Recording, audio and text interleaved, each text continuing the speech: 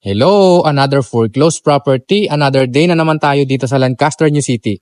Sa mga naghahanap ng Gabriel single attach at malaki ang lote, perfect para sa inyo ito dahil itong ipapakita ko sa inyo foreclosed property ng Security Bank at murang-mura nyo lang ito makukuha. Ito po ay Gabriel single attach with a lot area of 217 square meter and the floor area of 84 square meter. Natirahan na po ang bahay na ito. At yung dating may-ari nito, I think may business siya. Tapos hindi niya nahulugan, kaya na-foreclose ito. Ipakita ko lang saglit ang community dito sa MS8 in Lancaster, New City. Ayan. Main road po ang location ng bahay na ito. At saka dito sa kabilang side, meron tayo ditong oval. So, pwede maglaro ng basketball dyan. Ginawa nila ng basketball court na half lang. Okay?